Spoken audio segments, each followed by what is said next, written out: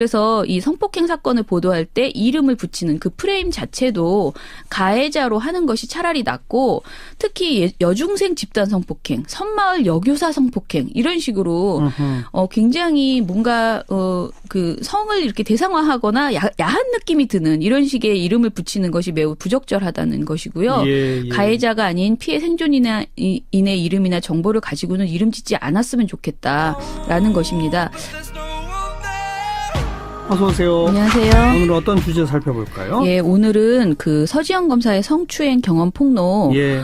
이것과 더불어서 성폭력 보도의 문제점을 한꺼번에 쭉 이야기해 보려고 합니다. 네네. 예, 지난달 29일에 서지현 창원지검 통영지청 검사가 JTBC 뉴스룸에 출연해서 아주 생생한 육성 인터뷰를 통해서 용기 있게 자신이 당한 성희롱 그리고 그로 인해서 받았던 고통을 이야기를 했습니다. 그렇죠. 예. 예, 이날 오전 서 검사는 사실 검찰 내부 통신 망에 먼저 관련 글을 올렸습니다. 그랬죠. 서 검사는 그 글의 말미에서 성폭력 피해자의 연대를 상징하는 미투 해시태그를 달면서 미투 운동이 세상에 큰 경종이 되는 것을 보며 내부 개혁을 이룰 수 있는 작은 발걸음이라도 됐으면 하는 소망, 간절함으로 이렇게 힘겹게 글을 쓴다라고 덧붙였습니다. 그리고 뭐 실제 지금 미투 운동이 엄청나게 있죠. 지금 퍼지고 예. 있죠. 예. 그간 수많은 성폭력 피해자들이 용기 있게 사안을 폭로했지만 언론은 이런 증언을 가십성 이슈로 대충 소모하는 경우가 많았고요. 네. 또 구조적인 문제로 확장시키거나 문화와 제도를 바꾸는 데 도움이 되지 못했습니다. 오히려 언론이 성폭력 문제에 있어서 방관자이거나 2차 가해자 역할을 하는 경우도 많았고요. 이런 환경에서 서 검사를 용기 있게 스튜디오에 불러내서 그 인터뷰를 한 JTBC의 힘이 대단했다라고 생각이 듭니다. 예. JTBC의 신뢰도가 있었기 때문에 서 검사가 용기 있게 나왔다고 생각하고요. 실제로 이 방송 이후에 우리 사회에 미친 영향력도 굉장히 컸습니다. 예. 특히 이번 사안은 우리나라에서 최고의 권력 집단이라고 할 수 있는 검사라는 직업을 가졌지만 여성이라면 성폭력을 당했을 때 한없이 약자일 수밖에 없다는 그렇죠. 그런 현실을 국민에게 던져주면서 굉장히 충격을 주었습니다. 그렇죠. 예, 그리고 서 검사가 당신이 잘못한 것이 아니다라는 격려를 했죠. 성폭력 피해자들에게. 예. 그것도 굉장히 큰 감동과 치유 연대 메시지를 주었습니다.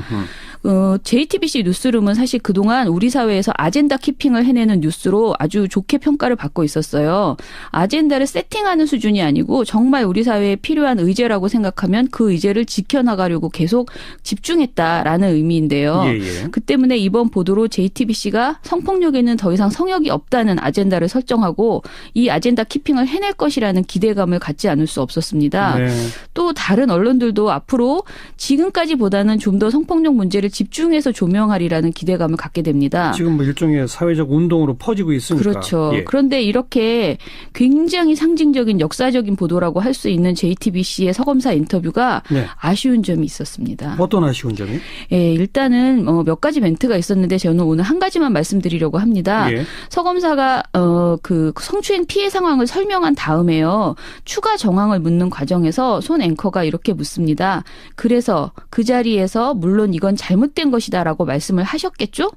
이렇게 물었습니다. 아, 그런 질문을 했어요? 네. 그런데 예, 그냥 정확한 워딩입니다. 성폭력 피해자는 사실 수사기관과 법정 그리고 언론을 통해서 항상 이 말을 듣게 됩니다. 그렇죠. 얼마나 저항했는가, 얼마나 즉각적으로 충분히 비분관계해서 의사를 표현했는가를 추궁당하고 있는 것이 현실이에요. 예. 그리고 그 과정에서 피해자들은 항상 피해자임에도 불구하고 이유 없이 자신의 처신을 자책하는 그런 이중고를 겪었습니다. 네. 피해자가 당시 가해자의 행위에 적절히 대응했는지 여부는 성폭력 사건 그 자체의 본질과 무관한 것입니다. 당연하죠. 그래서 서 검사가 인터뷰에서도 거듭 말합니다. 범죄 피해자나 성폭력 피해자는 절대 그 피해를 입은 본인의 잘못이 아닙니다라고 2번이나 이야기를 했어요. 뭐 저항할 수 없고 네. 이거 잘못된 겁니다라고 말할 수 없고 그런 네. 상황에서 당하는 게 얼마나 많습니까? 예. 그리고 즉각적으로 항의하지도 못하는 것이 대부분이에요. 그러니까요. 예. 그런데 이런 발언을 함으로써 그 앵커가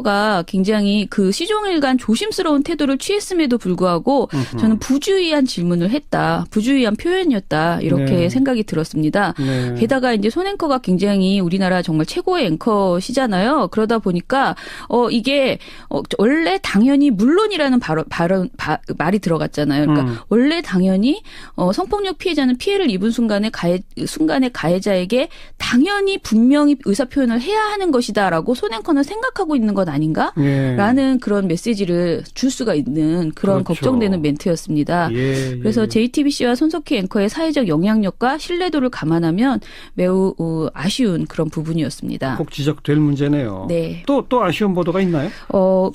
사실은 저는 이 아쉬운 점을 이야기하는 게 굉장히 늘 걱정되는 게요. 늘 네. 좋은 의도를 가지고 잘 보도하려고 하는 보도에 대해서는 저는 되도록이면 칭찬을 하고 싶어요. 왜냐하면 그런 것들까지 아쉬움을 계속 지적을 하면 예. 오히려 아예 이 이슈 자체를 피해버리는 그런 효과가 있거든요. 그래서 사실은 JTBC 보도도 제가 굉장히 아까 그 발언도 지적을 안 할까 고민을 많이 했었거든요. 네네. SBS 보도도 마찬가지입니다. SBS요? 네, SBS도 30일에 비슷한 일을 겪었다는 전직 여검사의 추가 증언을 단독 보도했습니다.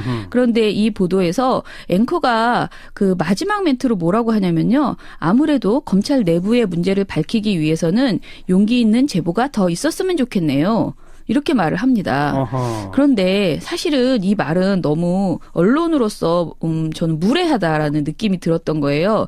왜냐하면 검찰 내부의 성폭력 문제가 공론화되지 않았던 이유가 피해자의 적극적인 제보가 없었기 때문은 아닙니다. 그것만은 아니죠. 네, 예. 그동안 많은 사람들이 여러 가지 성폭력 관련된 제보를 했고요. 검찰은 과거에도 동료 여검사를 성추행한 검사들을 대상으로 터무니없는 솜방망이 처벌을 내리는 등의 황당한 행태를 반복해 왔습니다. 네네. 그리고 2014년에도 차장 검사가 여성 기자를 추행했는데 너무 가벼운 징계 처분이 내려져서 해당 기자가 차장 검사를 고소한 사례도 있었습니다. 예. 그런데 이런 내용이 그동안 이슈화되지 못했을 뿐이에요. 그런데 용기 있는 제보를 요구하기 전에 언론 스스로 우리가 그동안 너무 성폭력 문제, 특히 검찰 내 성폭력, 이런 권력 집단의 그 성폭력 문제는 좀 더 외면해 왔던 것은 아닌가, 이런 아하. 점을 반성하고 성찰하는 것이 앞서야지. 언론의 자성이 먼저다. 네, 예. 근데 용기 있는 제보가 더 있었으면 좋겠네요. 이렇게 가볍게 이렇게 하는 게 굉장히 아쉽다라는 네. 생각이 들었습니다. 근데 오늘 이런 사회적 분위기가 된 마당에 네. 그동안 우리 언론의 성폭력 보도의 근본적인 문제점, 이걸 짚어보시겠다 했잖아요. 네, 예. 뭐 어떤 문제들이 있었습니까? 그동안 아까 말씀드린 것처럼 우리 언론은 성폭력에 있어서만큼은 차라리 보도하지 않는 게 더 좋겠다라는 생각이 드는 보도가 아주 많았습니다. 민원연이 지적한 보고서에서는 정말 며칠에 한 번씩 성폭력 사건 관련해서 부주의한 문제점들이 많이 지적이 되어 왔어요. 어느 정도길래 아예 안 하는 게 낫다는 생각까지 하시게 됩니까? 한번 예를 들어볼게요. 예. 일례로 경찰이 중등 여학생을 성폭행한 사건을 다룬 MBN 저녁 종합 뉴스에서 보도했던 게 있어요. 중학생 성폭력 2016년 5월 28일 보도인데요. 예. 이 보도에서는 앵커와 기자, 현직 경찰의 인터뷰를 통해서 3번이나 보도 속에서 가해자의 일방적 주장인 합의에 의한 관계라는 표현이 사용됩니다. 어허. 이 기사의 인터넷판 제목은요. 대놓고 성폭력 때 사귀는 사이, 현직 순경 대기 발령이라는 제목이었습니다. 아니, 이처럼 저 피해자가 중학생이라면서요? 네네. 중학생이에요.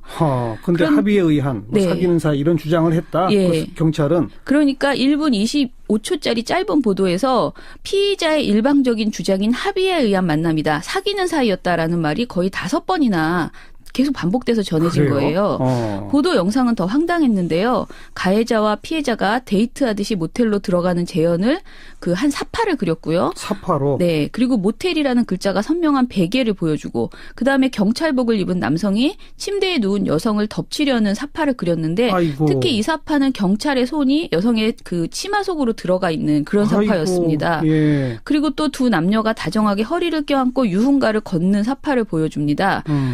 그리고 이 보도는 미성년자 성폭행의 상황을 너무나 구체적으로 그 묘사한 수준을 넘어서 사귀는 사이였다는 피의자 주장을 계속 사파로 재현해서 보여주고 있는 그런 식이네요. 예, 이런 식이었습니다. 예. 그래서 결과적으로 이 보도를 보면 피해자가 굉장히 성적 행위의 대상으로 인식되는 그런 보도 구성이었어요. 누가 봐도 일부러 선정적으로 그린 사파라고밖에 안 보이는데요. 그렇죠. 그런데 예. 이 보도는 민원연이 방송통신심의위원회에 민원으로 제출을 했지만 그랬어요. 예, 심의의 상정조차 되지 않았습니다. 그건 또 왜요? 기각이 됐는데요. 방송통신심의위원회에서 내놓은 답변이 이렇습니다.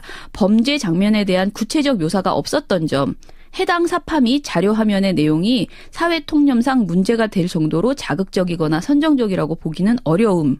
이게 기각 결정이었고요. 그래요. 심지어 범죄를 예방하고 경각심을 고취하고자 하는 해당 방송의 공익적 취지가 인정된다는 칭찬의 멘트까지 저희에게 보내온 그 기각 사유에 들어 있었습니다. 이야. 그런데 저희는 정말 여러 명에게 이것을 보여줬는데 네. 아니다. 이거는 너무 피해자를 모욕하는 그림이었고 그리고 굉장히 가해자를 감싸주는 것이었는데 왜 방통심의가 이거를 기각까지 했나. 참. 굉장히 이해할 수 없는 결정이었습니다. 2016년의 일이었다 이거죠. 네네. 그리고 또 예. 하나 있습니다. 또 MBN인데요. 예. MBN 저녁종합뉴스에서 고교생 22명이 여중생 성폭행이라는 2016년 6월 28일 보도가 있었습니다. 아주 그 끔찍했던 사건이 있습니다. 네네. 예, 예. 이 보도를 또 사파를 그렸어요. 그런데 사파가 여학생 2명이 야산에서 누워 있고요. 그 주변에 남학생 22명이 그림으로 그려져 있습니다. 예. 한 화면 안에 22명의 남자들이 서 있고 2명의 여자가 누워 있고 예. 그리고 심지어 이를 카메라 앵글이 이렇게 움직이면서 한 남학생을 집중적으로 보여주는데 그 남학생은 여학생 앞에 서서 자신의 바지 지퍼를 올리는 듯한 그런 뒷모습으로 그려져 있습니다. 예, 굉장히 충격적인 장면이었어요. 무서워요. 이 그림을 보면. 예. 그런데 MBN은 이 사파가 마음에 들었었는지 다음 날인 29일에 MBN 뉴스파이터에서도 사용을 했습니다. 네. 그림으로 이렇게 성폭행을 재현하는 것은요. 피해자에 대한 모욕을 주는 것이나 다름없는 행태입니다. 이런 성폭행 묘사 사파가 없어도 우리는 충분히 사건의 경각심을 고취시킬 수 있습니다. 그리고 MBN의 사파는 구체적인 성폭행 묘사로 시청자의 관음을 자극한 수준이다. 라고 그렇죠. 그렇게 보였습니다. 예. 그리고 특히 피해자가 이 사파를 보고 감당해야 할 정신적 충격을 생각한다면 저는 방송사에게 손해배상을 청구해야 될 수준이라고 생각을 했어요. 네. 그런데도 방통심의가 이 사파에 대해서 상정은 했습니다. 그런데 예. 문제없음 결정을 내렸고요. 이것도 문제 없음. 네네. 아. 이것 이외에도 그러니까 2016년에 저희가 양성평등 침해와 성폭력에 대한 부적절한 보도를 매우 여러 번 방심위에 넣었지만 네. 거의 시종일관 솜방망이 문제없음 또는 그래요. 기각으로 일관했습니다. 방송통신심의위원회가 이 성폭행 관련 보도에는 너무나 관대하군요. 네네, 관대했어요, 그동안. 그리고 이제 종편 시사 토크쇼에 가면요, 성범죄가 더 흥미롭게 전달이 됩니다. 굉장히 이제 자극적으로 전달이 되는데요. 어떻게요?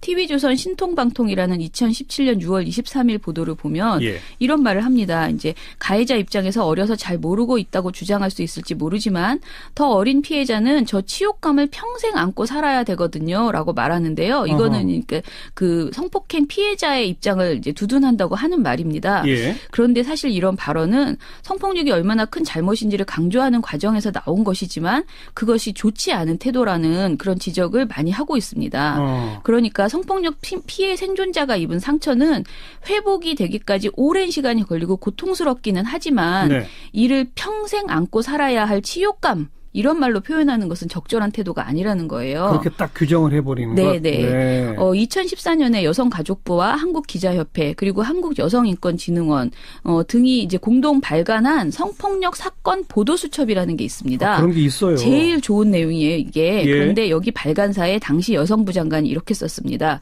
성폭력은 그 피해만으로도 힘들지만 씻지 못할 상처, 성폭력 피해자라는 낙인 등 사회적 시선과 편견이 피해자에게 평생 피해의식으로 남습니다. 네. 언론이 충분한 인식을 갖고 독자와 피해자가 느끼게 될 감정을 고려하여 보도한다면 국민의 성폭력 사건 및 피해자에 대한 편견이 해소될 것이고 피해자를 돕기 위한 공동체의 노력도 활발해질 것이라고 생각합니다. 라고 좋은 했거든요. 표현이네요. 네. 네. 그러니까 이런 생각을 하고 보도를 해줬으면 좋겠다는 거죠. 그러네요. 그리고 성폭력 범죄 보도 권고 기준도 있는데 여기에는요. 언론은 사진과 영상 보도에서 피해자 등이 2차 피해를 당하지 않도록 주의한다. 특히 사파와 그래픽, 지도 제공 등에서 그리고 재연 등에서 신중을 기한다라고 명시되어 있습니다. 이렇게 탁 명시가 돼 있는데도 네. 이상한 사파를 그린 거에 대해서 네. 심의위원회가 문제도 없다. 그렇죠. 그렇게 생각한 거죠. 앞뒤가 안 맞네요. 그렇죠. 예. 또 이런 얘기도 하는데요. 성범죄 사건을 이름 붙일 때 거의 모든 언론이 여중생 집단 성폭행 이번 사건의 경우에도 서지현 검사 사건 뭐 이런 식으로 얘기를 예. 하거든요. 그래서 피해자 중심이죠. 네, 피해자를 중심으로 제목을 명명하고 아하. 그리고 이번에는 특히 그 피해자의 사진은 지금 뭐 거의 도배가 돼서 모든 언론에서 하루 종일 나오고 있어요. 예, 서지현 예. 검사는. 예. 그렇지만 그 가해자라고 지목된 사람들은 이렇게 블러 처리돼 있거나 제대로 얘기가 안 되고 있어요. 네. 그래서 이 성폭행 사건을 보도할 때 이름을 붙이는 그 프레임 자체도 가해자로 하는 것이 차라리 낫고 특히 여중생 집단 성폭행, 섬마을 여교사 성폭행 이런 식으로 굉장히 뭔가 그 성을 이렇게 대상화하거나 야한 느낌이 드는 이런 식의 이름을 붙이는 것이 매우 부적절하다는 것이고요. 예. 가해자가 아닌 피해 생존인의 이름이나 정보를 가지고는 이름 짓지 않았으면 좋겠다라는 것입니다. 예를 들어서 93년에 서울대 교수가 여성 조교를 성희롱한 사건이 있었습니다. 네네. 굉장히 유명한 사건이죠. 당시 언론은 이 사건을 우조교 사건이라고 불렀어요. 생각해 보세요. 다 우조교 사건이라고 불렀어요. 그렇죠. 네, 그 가해자인 남자 교수는 사건의 중심에서 사라지고 항상 피해자만 주체로 떠올랐습니다. 여중생 집단 성폭행과 같이 피해자를 중심에 두고 게다가 여중생이라는 호칭을 사용하기보다는 차라리 그냥 가해자를 부각하거나 집단 성폭력이라고 최대한 건조하게 불러줬으면 좋겠다라는 생각이 듭니다. 이건 저도 사실 미처 생각지 못했던 건데. 네. 뭐 얼마 전 섬마을 여교사 성폭행. 네. 뭐 보통 우리 계속 그렇게 그렇게 불렀어요. 부르는데 네.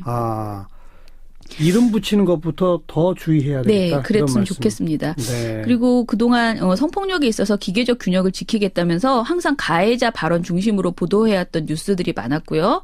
그리고 피해자를 오히려 꽃뱀 취급하는 발언이 넘치는 종편 시사 토크쇼가 많았습니다. 예. 저는 이런 것이 지금 대한민국의 성폭력 관련 보도의 현실이었다라고 알겠습니다. 생각을 합니다. 차제에 지금 뭐 미투 캠페인이 쭉 번지고 이런 차제에 우리 언론도 네. 다시 한번 이 성폭행 관련된 보도 기준이나 준칙 네. 제대로 좀 인지하고 예. 조금 더 구체적이고 세세한 보도 기준 같은 걸 좀 예. 고민할 필요가 있겠다. 네. 여기까지 합시다. 수고하셨습니다. 감사합니다. 민주언론 시민연합 김원경 사무처장이었습니다. 몇 가지 멘트가 있었는데 저는 오늘 한 가지만 말씀드리려고 합니다. 예. 서 검사가 그 성추행 피해 상황을 설명한 다음에요. 추가 정황을 묻는 과정에서 손 앵커가 이렇게 묻습니다. 그래서 그 자리에서 물론 이건 잘못된 것이다라고 말씀을 하셨겠죠? 이렇게 물었습니다. 그런 질문을 했어요? 네. 그런데 예, 그냥 정확한 워딩입니다. 성폭력 피해자는 사실 수사기관과 법정 그리고 언론을 통해서 항상 이 말을 듣게 됩니다. 그렇죠. 얼마나 저항했는가, 얼마나 즉각적으로 충분히 비분관계해서 의사를 표현했는가를 추궁당하고 있는 것이 현실이에요. 예. 그리고 그 과정에서 피해자들은 항상 피해자임에도 불구하고 이유 없이 자신의 처신을 자책하는 그런 이중고를 겪었습니다. 네. 피해자가 당시 가해자의 행위에 적절히 대응했는지 여부는 성폭력 사건 그 자체의 본질과 무관한 것입니다. 당연하죠. 그래서 서 검사가 인터뷰에서도 거듭 말합니다. 범죄 피해자나 성폭력 피해자는 절대 그 피해를 입은 본인의 잘못이 아닙니다라고 2번이나 이야기를 했어요. 뭐 저항할 수 없고. 네. 그래서 이 성폭행 사건을 보도할 때 이름을 붙이는 그 프레임 자체도 가해자로 하는 것이 차라리 낫고 특히 여중생 집단 성폭행, 섬마을 여교사 성폭행 이런 식으로 굉장히 뭔가 그 성을 이렇게 대상화하거나 야한 느낌이 드는 이런 식의 이름을 붙이는 것이 매우 부적절하다는 것이고요. 예. 가해자가 아닌 피해 생존인의 이름이나 정보를 가지고는 이름 짓지 않았으면 좋겠다라는 것입니다. 어서 오세요. 안녕하세요. 오늘 어떤 주제 살펴볼까요? 예, 오늘은 그 서지영 검사의 성추행 경험 폭로, 예.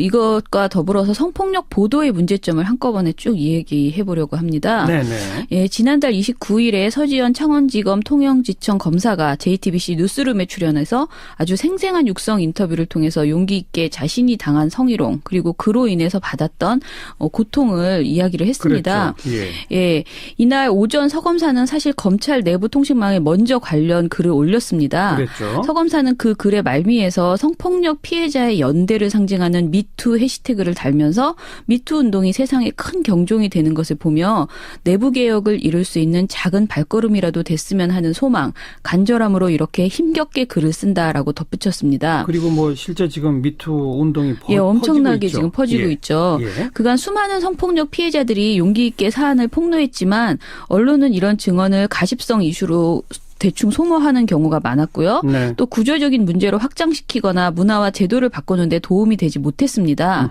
오히려 언론이 성폭력 문제에 있어서 방관자이거나 2차 가해자 역할을 하는 경우도 많았고요.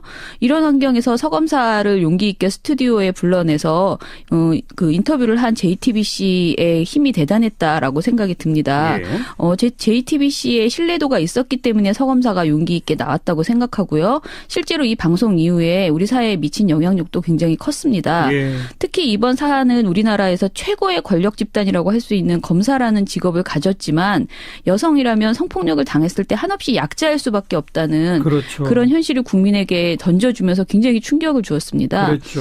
예, 그리고 서 검사가 당신이 잘못한 것이 아니다라는 격려를 했죠. 성폭력 피해자들에게. 예. 그것도 굉장히 큰 감동과 치유 연대 메시지를 주었습니다. JTBC 뉴스룸은 사실 그동안 우리 사회에서 아젠다 키핑을 해내는 뉴스로 아주 좋게 평가를 받고 있었어요. 아젠다를 세팅하는 수준이 아니고 정말 우리 사회에 필요한 의제라고 생각하면 그 의제를 지켜나가려고 계속 집중했다라는 의미인데요. 예. 그 때문에 이번 보도로 JTBC가 성폭력에는 더 이상 성역이 없다는 아젠다를 설정하고 이 아젠다 키핑을 해낼 것이라는 기대감을 갖지 않을 수 없었습니다. 네.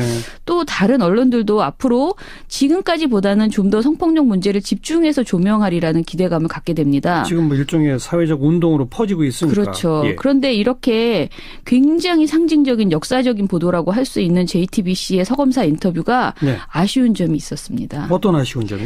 예, 일단은 이거 잘못된 겁니다라고 말할 수 없고 그런 상황에서 당하는 게 얼마나 많습니까? 예. 그리고 즉각적으로 항의하지도 못하는 것이 대부분이에요. 그러니까요. 예. 그런데 이런 발언을 함으로써 그 앵커가 굉장히 그 시종일관 조심스러운 태도를 취했음에도 불구하고 저는 부주의한 질문을 했다. 부주의한 표현이었다. 이렇게 네. 생각이 들었습니다. 네. 게다가 이제 손 앵커가 굉장히 우리나라 정말 최고의 앵커시잖아요. 그러다 보니까 이게 원래 당연히 물론이라는 말이 들어갔잖아요. 그러니까 원래 당연히 성폭력 피해자는 피해를 입은 순간에 가해자에게 당연히 분명히 의사 표현을 해야 하는 것이다라고 손 앵커는 생각하고 있는 것 아닌가? 예. 라는 그런 메시지를 줄 수가 있는 그런 그렇죠. 걱정되는 멘트였습니다. 예. 그래서 JTBC와 손석희 앵커의 사회적 영향력과 신뢰도를 감안하면 매우 아쉬운 그런 부분이었습니다. 꼭 지적될 문제네요. 네. 또 아쉬운 보도가 있나요?